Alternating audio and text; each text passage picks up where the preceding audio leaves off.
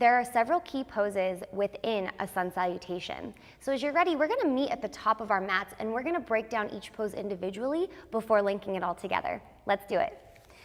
Now, when you do your sun salutations, you wanna come to the front of your mat and bring your feet hip-width distance apart to start. Now, this is called mountain pose or standing Tadasana. You can practice this posture with your feet directly beneath your hips or with your feet touching big toes together, heels slightly apart. Explore either option and decide what feels best for you. I'm gonna go back to my original stance of feet hip-width distance apart. Now, either way from there, what we'll do is roll the shoulders back and down and shine your palms actively forward. The weight is pressing down through my heels. I have a very gentle tuck of my tailbone and I am lengthening up through the crown of my head as I continue pulling my shoulders down and away from my ears. Moral of the story, this is an active posture, even though from the outside, it looks like we're just standing here. So take a moment to feel the difference between just passively standing and activating your mountain pose. You'll see that my kneecaps are lifted and everything is strong and engaged. This is the beginning of our sun salutation. Now from here, our next pose is an upward salute or Urdhva Hastasana. And that is simply bringing our arms up overhead. Now I'll turn to face the camera so you can see.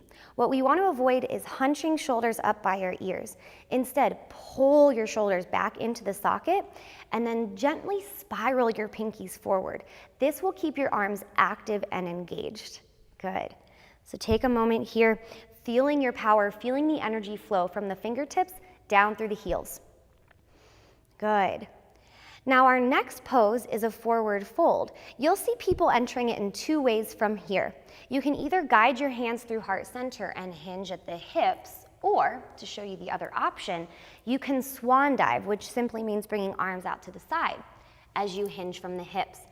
Now once you enter into this fold, be gentle here. For many of us with tight hamstrings, we want to bring a slight bend into the knees to take the pressure off. Now another thing I often see as a yoga teacher is people wanting to look forward, but this is straining into the neck. So instead, feel as if the crown of your head is magnetized towards the mat and simply let it hang nice and heavy. In fact, to aid in this process, you can shake your head no and yes, and just take a nice deep breath in and out. Good. Our next posture from here is a halfway lift. So a forward fold is Uttanasana. A halfway lift is Ardha Uttanasana. So from there, we'll bring our hands to either our shins or our thighs, depending on the length of our legs. And what you want to do is press the palms actively into the legs in order to get that nice extension through your spine. You'll see that my gaze is straight down. So for me, that's just beyond the front of my mat, and my neck is nice and long here. Take a deep inhale, and then we'll fold once more. This is our entry point now for stepping back into plank pose, which is also the top of a push-up. So from here, bend your knees, planting your palms, and we'll gently step our left foot back, followed by our right foot, coming into plank pose or high plank. So from here, we're gonna start with the hands and work our way down the body for alignment. You wanna spread your fingers nice and wide and press each individual fingertip into the mat. This will protect your wrists. What I often see is dead hands. So notice how there's no energy in my hands, there's really no foundation here. So instead, activate those hands, press them down, feel the center of your palm lift, that's how much you're pressing. Good, now from here, we wanna really spiral our biceps gently forward. So you'll see that the eye of my elbow is actually starting to turn more towards the front of the mat. Now my gaze is directly down. What I often see students doing is looking up. See how that wrenches my neck. So please don't do that. And instead, just keep your gaze straight down. Now moving on down the body, we're gonna focus on the core now. You want to engage your core as much as you can. And notice how when I engage my core, I fill into my lower back. And in fact, you want to lift your hips pretty high here. That's a common misconception with plank, is oftentimes people think that we want to have our hips lower than the shoulders. But what happens here is I feel a lot of pressure and tension in my lower back. And then from here, it's easy to dip all the way down, and that's dangerous. So instead, engage the core, lift those hips and keep lifting back to that starting point. This is where you want to stay. Now, I realize this is a very challenging and strengthening posture, so we can always modify with either one or both knees down to start. Now, both knees down, you really want to focus on engaging your core so you can still get the benefit, and then work towards straightening into one leg as soon as you can. And then from there, over time, you build from there, and ultimately, you straighten both. Now from there, you want to press through those heels. So you want your energy firing out through the heels, and you're in a nice, strong plank position. Now from plank pose, we begin to lower through our chaturanga push-up. For our chaturanga, hug your elbows into your side body as you begin to lower until shoulders are in line with the elbows. Now, if you want to modify this, same thing. Drop one or both knees down and lower down halfway. Good.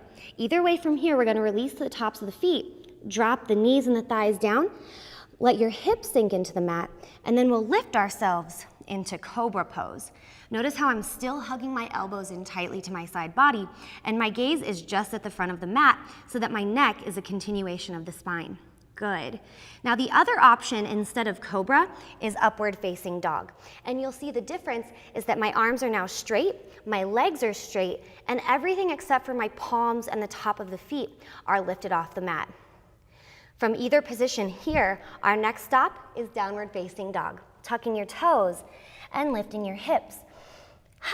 We'll press up and back as we take a nice deep breath in. Now, downward facing dog in Sanskrit is Adho Mukha Svanasana.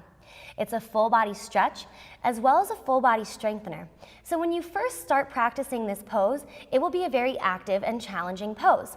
Yet over time, believe it or not, it becomes a resting pose too. So keep breathing, keep moving through it. Now, same thing, we're gonna build it from the hands up. Check out those hands, keep them active and strong just like we did in plank. Arms are straight and strong. Send your gaze now down towards your shins or thighs. Good. Now from there, you also want to be pressing your chest back towards your thighs too. But again, with those hamstrings, if we have tight hamstrings, there is no shame in your game to bend those knees as much as you need to take the pressure off. Over time, we'll begin straightening more into the legs, and over time, we'll also be pressing those heels closer and closer down towards the mat. Good. Now from your downward dog, there are two ways to come back to your forward fold. You can either take little baby steps, or you can step one foot and then the other to come back through. And we'll practice that way next. Good. From your forward fold, we'll take a halfway lift, and we'll fold once more. And then with your next breath, we'll reverse swan dive, arms all the way up. And exhale, guiding your hands through heart center. Great job. So that's a lot of work already. Feel free to grab a sip of water, take a break. You can always hit pause on the video. That's the beauty of it being a video.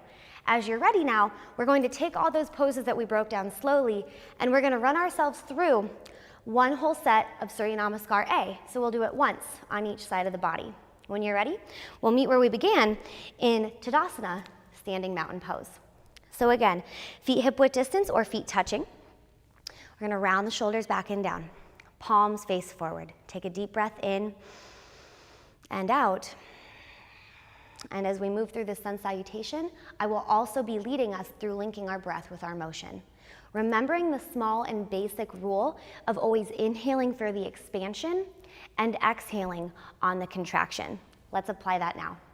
From your Tadasana pose, with your inhale breath, we'll take the arms up overhead, Urdhva Hastasana. From there, swan dive, Uttanasana, forward fold, exhale. Inhale, Ardha Uttanasana, halfway lift. And exhale, palms plant. We're gonna step our left foot back, and then our right foot back, coming into plank. We inhale at the top of our plank pose, engage that core. Exhale, lower down slowly, chaturanga. Release to the tops of the feet. Cobra pose with your inhale. And exhale, tuck the toes, lift the hips up and back. Downward facing dog. Good.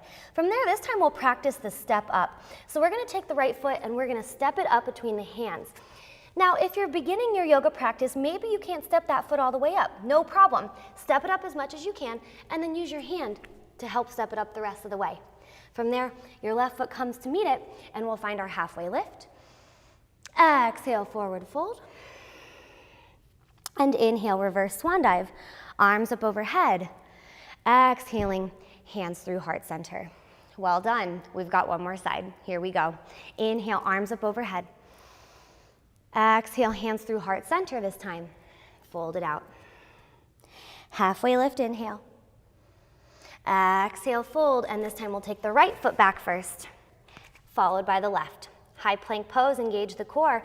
Exhale, lower down halfway, chaturanga. Cobra pose, inhale.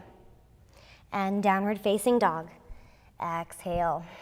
Good, this time we'll take the left foot forward up between the hands, followed by the right foot. Halfway lift, inhale. Exhale, fold. And inhale, reverse swan dive. Arms all the way up, and exhaling. And pausing here, or you can fully reset to where we began in Tadasana, mountain pose. So there you have it. That is Surya Namaskar A in a nutshell. So revisit this video as often as you need to, make the modifications you need in your body, and that's the most important thing to remember. Be safe, be kind, and accept where you are in this moment.